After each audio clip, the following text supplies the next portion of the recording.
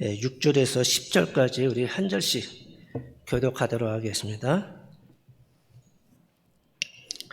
그러나 더욱 큰 은혜를 주시나니 그러므로 일렀으되 하나님이 교만한 자를 물리치시고 겸손한 자에게 은혜를 주신다 하였느니라.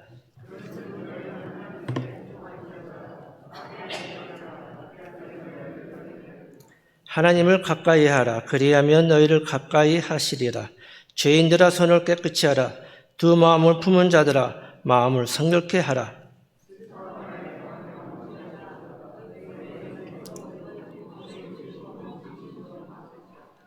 다 같이 읽겠습니다. 주 앞에서 낮추라. 그리하면 주께서 너희를 높이시리라. 아멘.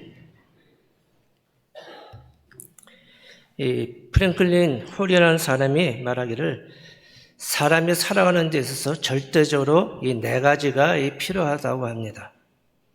그것은 공기, 음식, 잠, 물, 이 네 가지입니다. 육신의 생명을 유지하는 데 있어서 꼭 필요한 요소입니다. 그렇다면 우리 영혼의 생명을 유지하려면 무엇이 필요할까요?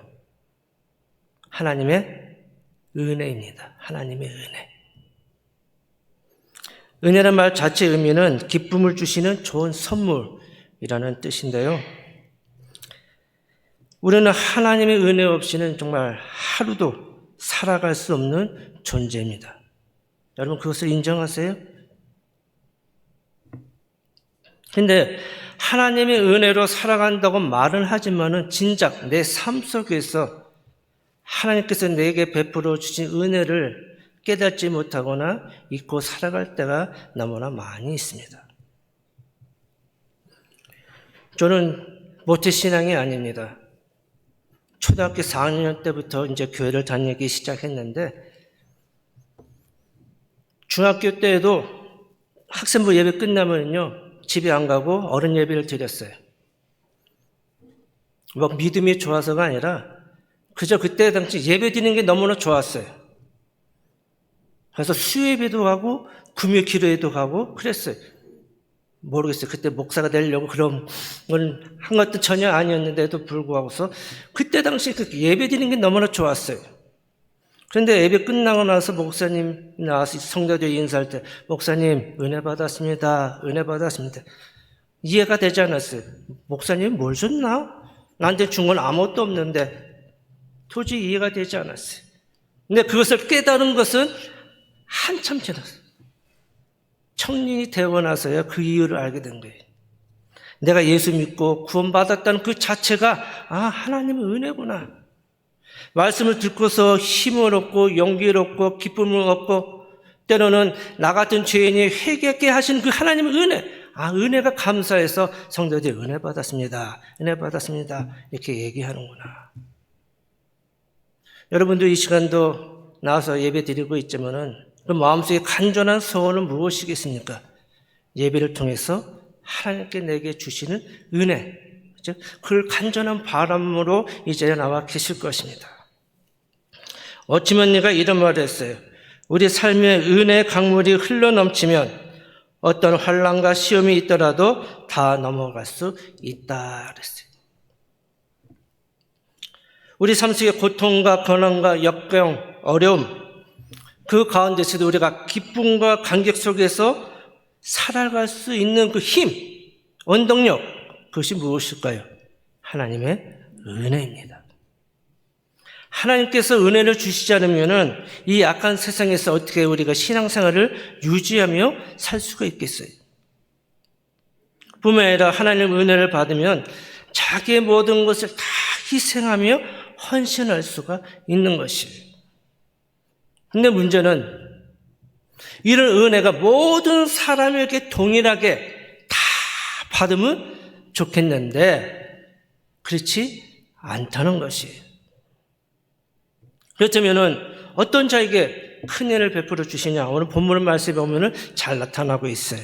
6절에 보니까 그러나 더 큰 은혜를 주시나니 그러므로 일러시되 하나님이 교만한 자를 물리치시고 겸손한 자에게 은혜를 주신다 하였느니라. 이어서 더 큰 은혜를 했는데 그 은혜가 어떤 은혜인지 본문에서는 말씀하고 있지 않습니다. 누구도 알 수 없는 깊은 체험을 하게 하시는 은혜인지, 아니면 우리 신앙이 더욱더 온전해지는 그런 은혜인지, 아니면 어려움과 고난 가운데서도 기뻐할 수 있는 은혜를 주시는 건지 본문은 말씀하고 있잖아요. 그러나 저는 모든 것을 다 포함한다고 생각해요. 그러나 중요한 것은 누가 큰 은혜를 받느냐 하는 것이겠죠. 오늘 본문의 말씀은 누가 말씀합니까? 겸손한 자에게 주님 그랬어요. 겸손한 자에게. 그럼 어떤 사람이 겸손한 사람입니까? 능력이 있지만 그것을 드러내지 않고 자신을 낮추는 사람이 겸손한 사람입니다. 하나님의 도우심이 없이는 남은 아무것도 할 수 없는 존재입니다. 오로지 주의 일을 할 때에 하나님께서 도와주시고 지혜 주시고 능력 주셔야만이 주의 일을 할 수 있습니다. 하나님의 도우심을 구하는 사람이 겸손한 사람이. 10절에 보면은 주 앞에 낮추라. 그리하면 너희를 높이시리라. 그러니까 겸손과 낮추는 것, 그것이 연결돼요. 그러니까 자신을 낮추는 사람은 겸손한 사람이고 겸손한 사람은 자신을 낮추는 사람이에요. 겸손한 사람은 자신의 힘이나 능력이나 지혜나 그런 걸 드러내지 않아요. 자랑하지 않아요. 스스로를 높이지도 않아요. 죽은 듯이 자기가 맡은 일에만 열심히 주의 의지를 도우심을 구하면서 열심히 봉사하는 사람들이 있어요. 조금만 일도 해놓고서 큰 소리 땅땅 치면서 나 이런 일 했어 이런 일 했어. 진짜 겸손한 사람은요, 교회 일에 충성하면서도 아무 소리 안 해요. 묵묵히 자기가 맡은 일만 하는 사람들이에요. 하나님은 이 자신을 낮추는 자에게 큰 은혜를 베풀어 주시는 거예요. 빌립보서 2장 7절 8절에 보면 이런 말씀이 있죠. 오히려 자기를 비워 종의 형체를 가져 사람들 같이 되었고 사람의 모양으로 나타나셔서 자기를 낮추시고 십자가에 죽기까지 복종하셨다. 이렇게 말씀해요. 하나님이 인간의 몸을 입고 이 세상에 오는 것 그 자체가 뭡니까? 낮아지는 거예요. 어찌 하나님이 인간의 몸을 입고 이 세상에 오실 수가 있겠어요? 그 이유가 뭡니까? 십자가에서 죽기 위해서 오셨다라고 말씀하고 있어요. 이런 예수님은 9절 11절 이렇게 말씀합니다. 이러므로 하나님이 그를 지극히 높여 모든 이름이 뛰어난 이름을 주사 하늘에 있는 자들과 땅에 있는 자들과 땅 아래 있는 자들로 모든 무릎을 예수의 이름에 꿇게 하시고 모든 입으로 예수 그리스도를 주라 시인하여 하나님 아버지께 영광을 돌리게 하셨느니라. 자신을 낮추신 그 예수님을 하나님은 어떻게 하셨다고요? 지극히 높이셨어요. 그래서 모든 사람이 예수의 이름 앞에 무릎 꿇게 하셨어요. 성도 여러분, 자신을 낮추시길 바랍니다. 나 자신을 낮출 때 주님께서 높이도록 사용하신다는 것이에요. 그런데 여기서 한 가지 먼저 우리가 주목해야 할 말씀이 있습니다. 그것은 교만한 자를 대적하시는 방법이에요. 하나님은 교만한 자를 가만히 놔두시는 것이 아니라 어떻게 한다 그랬죠? 물리치신다 그랬어요. 그러면 어떤 사람이 교만한 사람입니까? 오늘 이렇게 내가 잘 사고, 그렇죠? 모든 일이 정말 잘 풀리고 승승장구하면은 그게 뭡니까? 내가 똑똑해서, 내가 지혜로웠어, 내가 능력이 있어서, 내가 잘났어. 무슨 하나님의 도움이 있어서야 하나님의 은혜를 부인하는 자들, 그 사람들이 교만한 사람들이에요. 하나님을 의지하지 않는 것, 하나님의 도우심을 구하지 않는 것, 그 자체가 뭡니까? 교만이에요. 교만한 사람들은요, 기도 안 해요. 왜요? 내가 다 할 수 있는데. 하나님 도우심 없어도 내가 할 수 있는데, 내 능력이 가능한데, 그러니까 어떻게 합니까? 기도 안 해요. 그러니까 기도하는 사람은 어떤 사람들이? 겸손한 사람들이 기도해요. 왜? 하나님의 도우심 없으면 살 수가 없는 존재들이 바로 우리이기 때문에 그걸 아니까 하나님의 도우심을 구하는 거예요. 이렇게 교만한 자들에게 주시는 교훈이 뭐예요? 잠언 16장 18절에 교만은 패망의 선봉이요 과만한 마음은 넘어짐의 앞잡이라 그랬어요. 선봉이 뭡니까? 가장 앞장서는 거예요. 전쟁에서 가장 먼저 죽는 사람이 누구예요? 앞장선 사람이에요. 그러니까 교만한 사람은 제일 먼저 패망한다는 거예요. 베드로전서 5장 5절 하반절에 보면 하나님의 교만한 자를 대적하시되 겸손한 자들에게는 은혜를 주신다 그랬어요. 하나님이 제일 싫어하는 거 두 가지가 있어요. 이 두 가지는 거의 이렇게 성경에 보면 즉각적으로 징계를 내리시는 것을 보게 돼요. 하나는 뭐냐면요, 원망이에요. 누가 원망합니까? 하나님을 신뢰하지 못하면 원망하게 되어 있어요. 이스라엘 백성이 하나님께서 약속하신 가나안 땅 들어가기 전에 정탐꾼을 보냈잖아요. 40일 동안 정탐을 했지만 그들이 와서 보고하는 것이 무엇입니까? 그 가나안 땅에는 네피림, 안악 자손이 있다. 그들과 싸우면 우리는 메뚜기가 갔기 때문에 다 죽는다. 그러니 다시 애굽으로 돌아가자. 그럼 하나님 어떻게 했어요? 그들을 그냥 싹 죽이고 싶은 그런 마음을 갖고 있었어요. 단지 모세가 간절히 구하니까 용서해 주지만은 어떻게 됩니까? 광야에서 40년 동안을 생활할 수밖에 없었던 것이에요. 또 하나는 뭡니까? 교만이에요. 하나님이 교만을 대적하신다 그랬어요. 이 대적한다는 말은 원수로 여긴다는 뜻이에요. 한 예를 들자면 역대하 26장에 보면은 이 우시아 왕이 있습니다. 이 우시아 왕은 참 정직한 그런 왕이었어요. 그리고 하나님 앞에 늘 하나님의 도우심을 구한 그런 왕이었어요. 다른 왕들에 비해서 하나님은 이 우시아 왕에게 정말 강한 군사를 가지도록 축복해 주셨어요. 자그마치 군사의 숫자가 30만 7,500명이었어요. 근데 역대하 26절 16절에 보면은 저가 강성하여짐에 그 마음이 교만하여 악을 행하였더라 그랬어요. 어떤 악을 행하였냐면은 여호와의 전에 들어가서 분향하려고 했습니다. 이 여호와의 전에는 누구만 들어갑니까?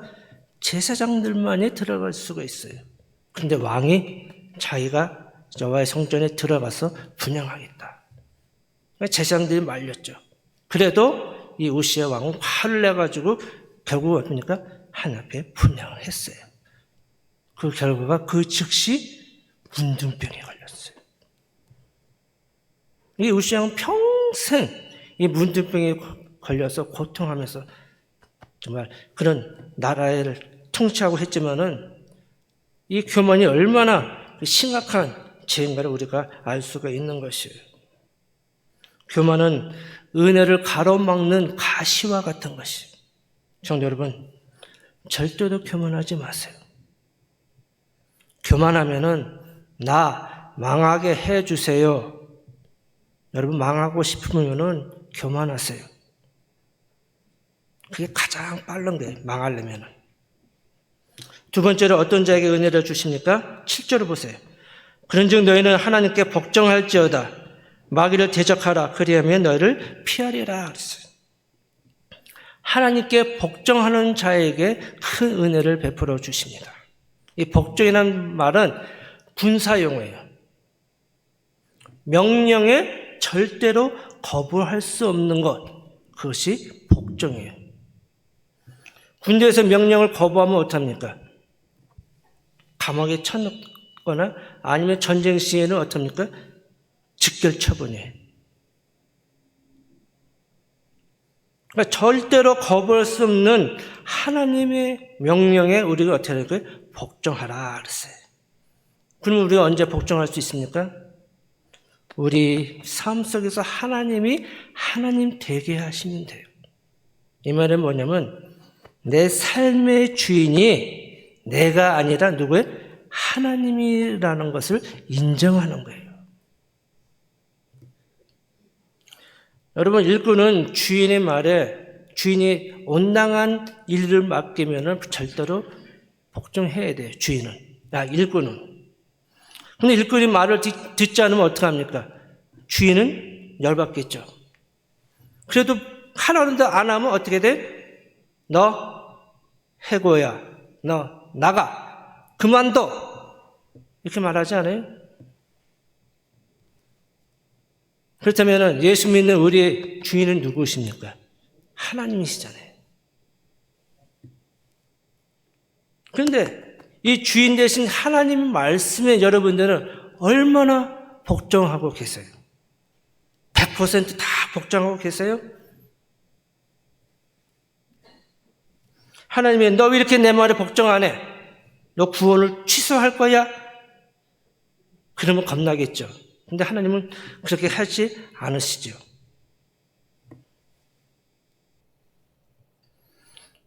핑계도 되겠죠. 하나님, 우리도 하나님 말씀에 복종하고 싶습니다. 근데 그게 내 마음대로 안 돼요. 핑계를 대겠죠. 바울도 로마서 7장에서 속 사람은 하나님의 법을 출고하는데 내 또 다른 지체는 어떻습니까? 선을 행하는 것이다. 악을 행합니다. 내 마음대로 내 뜻대로 살고 자꾸만 끌고 갑니다.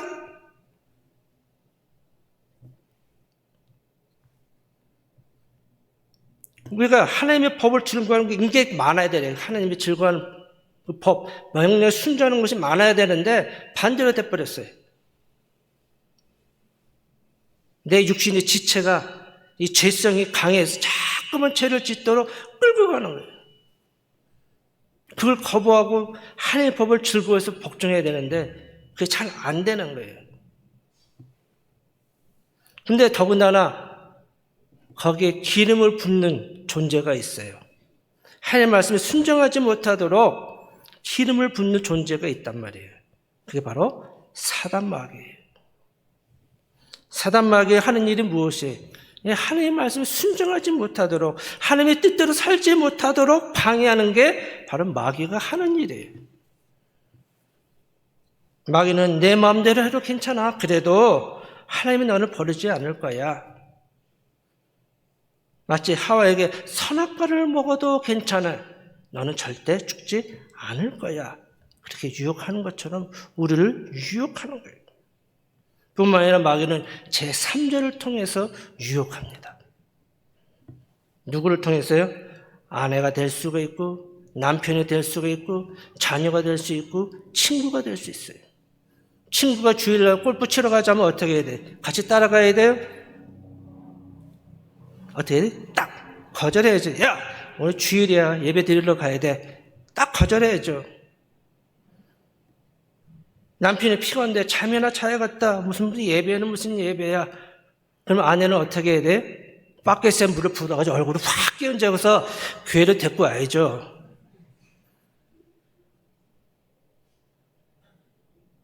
그렇게 안 하세요?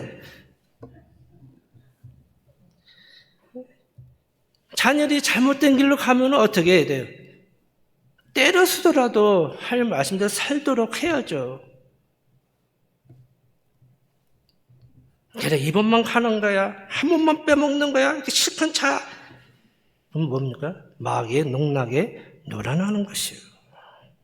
이런 마귀의 농락을 우리는 어떻게 대적 싸우라는 거예요. 에베소 6장 11절에 보면은 마귀의 관계를 능히 대적하기 위해서 하나님의 전신갑주를 입으라고 그랬어요. 에베소 6장에 보면은 6가지 갑주가 나와요.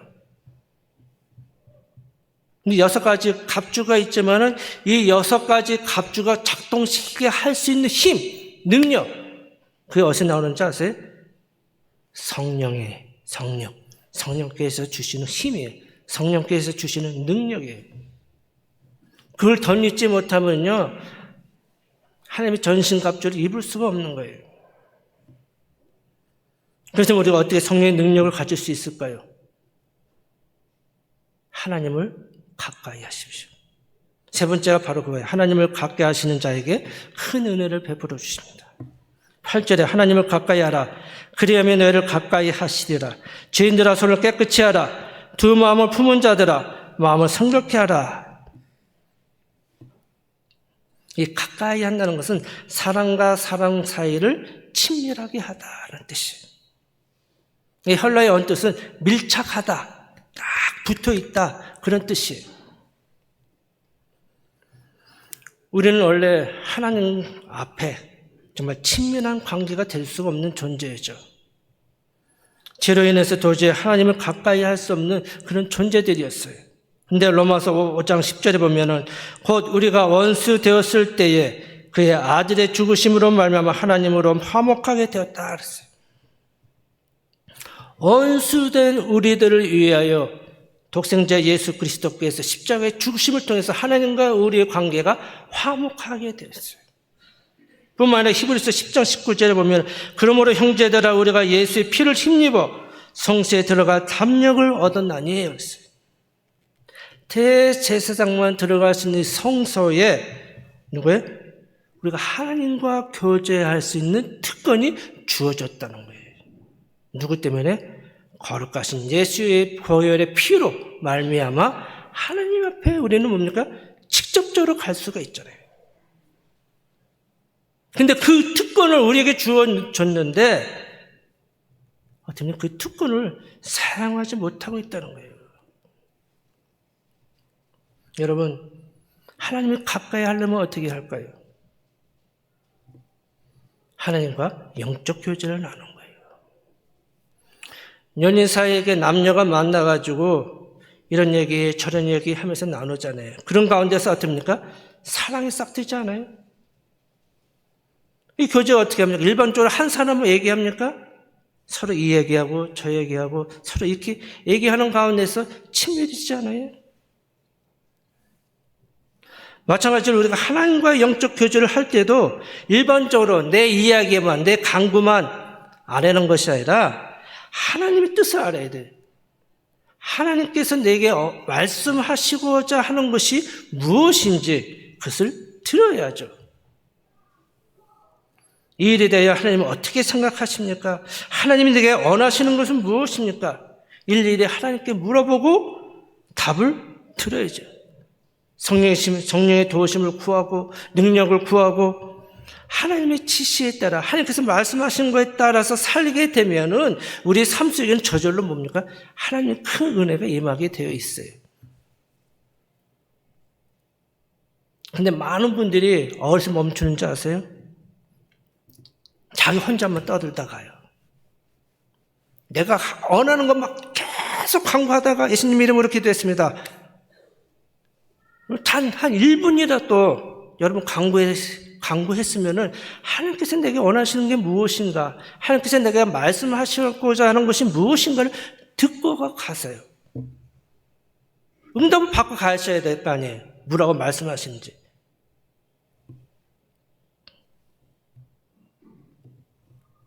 이사야서 30장 18절에 보면 여호와께서 기다리시나니 이는 너에게 은혜를 베풀려 하시며 하나님 기다리고 계세요. 여러분들에게 은혜를 베푸시려고.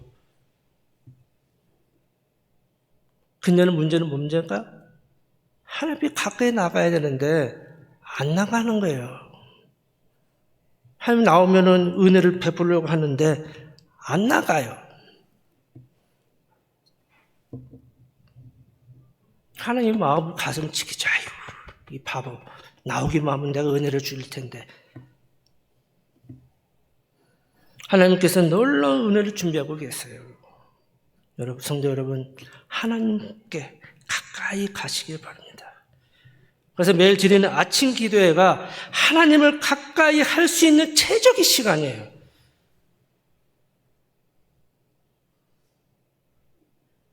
교회 못 나오시더라도 집에서 하루를 시작하면서 하나님과 영적 교제를 나누세요. 그 교제가 성령이 주시는 그 능력을 공급받는 원동력이 되는 거예요. 그 능력을 공급받을 때에 우리는 하루의 승리의 삶을 살 수가 있는 거예요. 앞서 강구에서 말씀드렸지만 내 인생의 실패와 성공이 어디서 작정되냐? 바로 아침 기도하는 시간이에요. 한 10분. 짧잖아요. 그 시간이 능히 마귀를 대적할 수 있고 하루의 승리 삶을 살 수 있는 원동력이 되는 거예요. 여러분 꼬박꼬박 아침, 점심, 저녁 다 챙겨 드시잖아요. 그런 것만큼 다 못하더라도 하루를 시작하면서 하나님과 깊은 관계를 맺으시기 바랍니다. 근데 하나님 가까이 가려면 먼저 해결할 것이 있어요. 8절에 하반절 죄인들아 손을 깨끗이 하라 두 마음을 품은 자들 마음을 성결케 하라 그랬어요. 죄인들은 손을 씻으라 그랬어요. 이 죄인들이 그런 말 많이 하잖아요. 나는 손 씻었다. 그게 뭐예요? 다시는 그런 짓 하지 않겠다는 거겠죠. 우리 신앙적으로 얘기한다면 옛생활로 돌아가지 않겠다는 거예요. 그럼에도 불구하고 우리는 아직도 내 안에 죄성이 있어서 정말 죄를 범하게 됩니다. 그 죄를 어떻게 하라고요? 씻으라. 그게 뭐예요? 회개하라는 거예요. 그 다음에 두 마음을 품은 자들은 마음을 성결케 하랬어요. 두 마음을 품었다는 것은 뭡니까? 마음이 두 개로 나눠졌다는 거예요. 하나님과 재물을 겸하여 섬기지 못한다고 마태복음에 말씀해요. 한 마음은 하나님을 섬기고 다른 한 마음은 재물을 섬기고 하나님은 그걸 좋아하지 않으세요. 하나만, 오직 한 가지.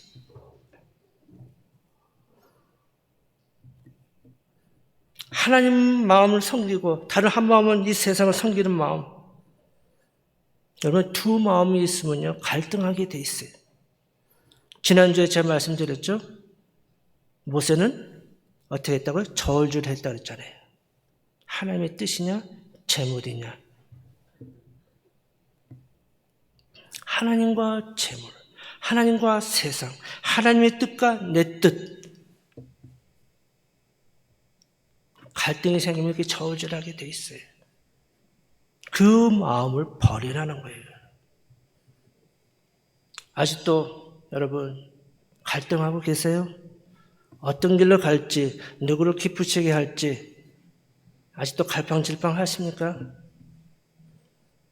9절에 이렇게 말씀해요. 슬퍼하며 애통하며 울지어다. 너의 웃음을 애통으로 너의 즐거움을 근심으로 바꿀지어다. 아직도 이렇게 갈등하는 우리들에게 슬퍼하라는 거예요. 아직도 그 마음을 정하지 못하고 아직도 내 육신대로 살고 싶냐 그런 마음을 가진 것 자체를 뭐래요? 애통하라는 거예요. 우리의 삶의 존재의 목적은 오로지 누구예요? 하나님 영광, 하나님 기쁨 그게 최우선이 돼야 돼요. 근데 그게 최우선이 아니라 내 기쁨, 내 즐거움 그것이 최우선이 되면은요 바뀌는 거죠. 내 기쁨, 내 즐거움 그것이 우선이 되면 그것을 보고서 애통하라는 거예요. 내 잘못된 모습을 보면서 애통하라는 거예요. 내가 왜 이러지? 이건 아닌데 내가 하나님만을 원하는 하나님이 원하시는 길을 가야 되는데 왜 이러지? 그런 모습을 보고서 애통하라는 거예요. 팔복은 말씀하잖아요. 팔복에 애통하는 자는 복이 있나니 저희가 위로를 받을 것이요. 시청자 여러분 아직도 옛 습관이 남아 계십니까? 끊을 것은 끊어버려야 돼요. 멀리할 것은 멀리해야 돼요. 아직도 하나님을 가까이 할지 세상을 가까이 할지 마음을 정하지 못하고 갈팡질팡한다면은 하나님께서 우리에게 어떤 큰 복을 어떤 큰 은혜를 내려주시겠어요? 이제 오직 딱 하나 하나님을 가까이 하시길 바랍니다. 그걸 힘써야 돼요. 하나님보다는 내 만족, 내 즐거움에서 살아왔던 그 모습, 그런 모습을 이제는 버리고 나의 그 모든 일을 행할 때에 최우선은 뭡니까? 하나님을 기쁘시게 하는 것. 하나님이 기쁘시는 일을 행하는 것. 그 일을 행하면은 하나님께서는 우리에게 큰 은혜를 베풀어 주실 것입니다. 말씀을 마치겠습니다. 성도 여러분, 어렵고 힘든 이때에 우리가 하나님의 은혜 없이 어떻게 사시렵니까? 때로는 우리에게 때에 따라도 없는 은혜를 베풀어 주시면 그거 갖고 이 힘든 세상, 어렵고 힘든 세상, 이 고통 많은 세상에 견디기 힘들잖아요. 그랬다고 필요한 게 뭡니까? 더 큰 은혜입니다. 그 은혜를 받기 위해서는 어떻게 하라고요? 첫째, 자신을 낮추고 겸손하십시오. 둘째, 하나님 말씀에 절대 복종하십시오. 셋째, 누구를 가까이 하라고요? 하나님을 가까이 하십시오. 이 세 가지만 여러분 속에 마음속에 잘 새기고 여러분 삶 속에 적용한다면 하나님께서 큰 은혜를 베풀어 주실 것이에요. 내가 원치 않더라도 이렇게 산다면은 하나님의 기쁜 마음으로 여러분에게 큰 은혜를 베풀어 주실 것이에요.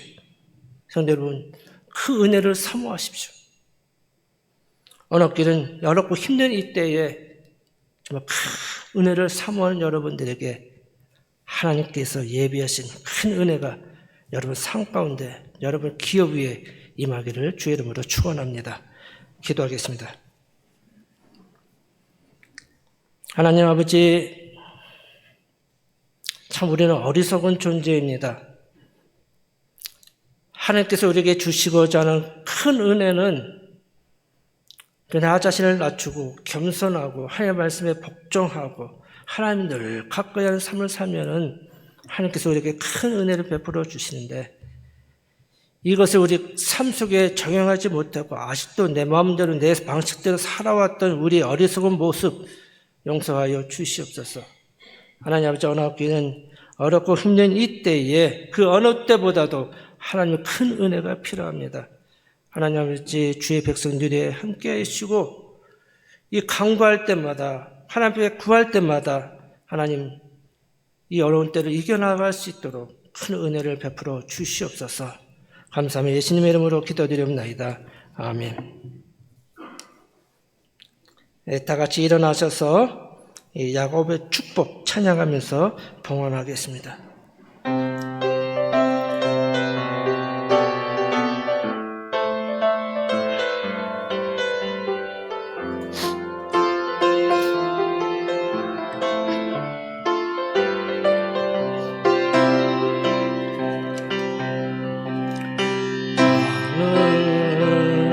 깜짝 너머로 뻗은 나무 지혜 푸른 열매처럼 하나님의 귀한 축복이 삶에 가득히 넘쳐날 거야.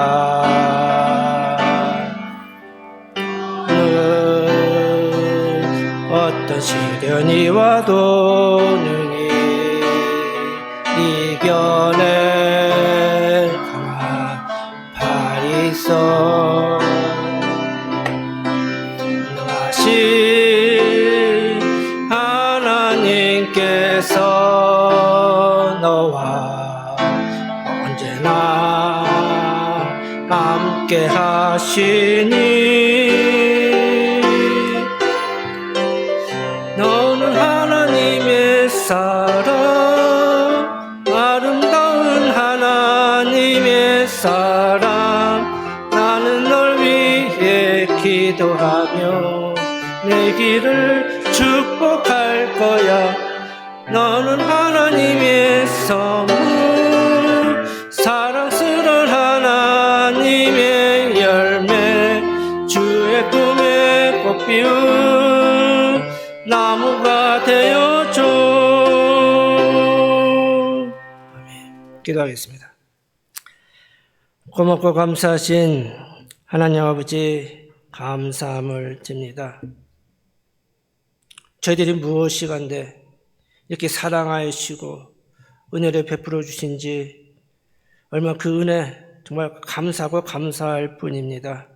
하나님 아버지, 한 주간 삶 속에 우리 주의 백성들을 함께 하시고 지키시고 동행하여 주시고 어렵고 힘든 이때를 살아가는 우리들에게 때에 따라 돕는 은혜로 살게 하신 하나님 아버지 고맙고 감사함을 드립니다. 하나님 아버지, 이 세상에 너무나도 험하고 악하고 한치의 앞을 내다볼 수 없는 이때를 살아가는 저희들, 이 세상 살면서 누구를 의지하고 누구를 바라보며 살아야 할지 하나님 그 마음속에 큰 은혜를 베풀어 주셔서 오로지 하나님을 사랑하고 하나님만을 경외하고 하나님만을 복종하는, 하나님을 늘 가까이 하는 주의 백성들이 되게 하여 주소 그 은혜를 받아 이 어렵고 힘든 때를 이겨나갈 수 있도록 은혜 베풀어 주시옵소서. 하나님 아버지, 이 시간도 하나님께 구별하여서 준비한 예물을 드렸습니다. 받아주시고 복의 복을 더하여 주셔서 물질로 근심하지 않도록 풍성하게 채워주시옵소서. 하나님 아버지, 어떤 문제도 하나님 나와서 간구할 때마다 그 간구한 바가 그대로 이루어진 은혜 허락하여 주시고, 육신의 질병이 있는 성들이 있다면 하나님 능력의 손을 어느 만져주셔서 연약한 부분이 하나하나 치유되며 회복되어지는 놀라운 은혜 허락하여 주시옵소서. 한 주간 삶 속에 살아갈 때도 주의 백성들과 동행하여 주시고 악한 자들이 헤어지지 못하도록 지켜보호하여 주시옵소서. 감사하며 우리 주 예수 그리스도 이름으로 기도드리옵나이다. 아멘. 주기도문 하겠습니다. 하늘에 계신 우리 아버지여, 이름이 거룩히 여김을 받으시오며 나라의 임하옵시며 뜻이 하늘에서 이루어진 것 같이 땅에서도 이루어지리이다. 오늘날 우리에게 일용할 양식을 주옵시고 우리가 우리에게 죄 지은 자를 사하여 준 것 같이 우리의 죄를 사하여 주옵시고 우리를 시험에 들게 하지 마옵시며 다만 악에서 구하옵소서. 대개 나라와 권세와 영광이 아버지께 영원히 있사옵나이다. 아멘. 이제는 우리 주 예수 그리스도의 은혜와 하나님 아버지의 무한하신 사랑하심과 성령의 감화감동 교통위로 충만한 역사가 나 자신을 낮추고 겸손하게 하시고 절대로 하나님 말씀에 절대 복종하게 하시고 늘 하나님을 가까이 하는 삶을 통해서 하나님께서 예비하신 큰 복을 받아 큰 은혜를 받아서 어렵고 힘든 이 때를 주의 은혜 가운데서 승리의 삶을 살기를 소원하는 주의 백성들 머리 위에, 기업 위에, 자녀들 위에 이제로부터 영원토록 함께 있을지어다. 아멘.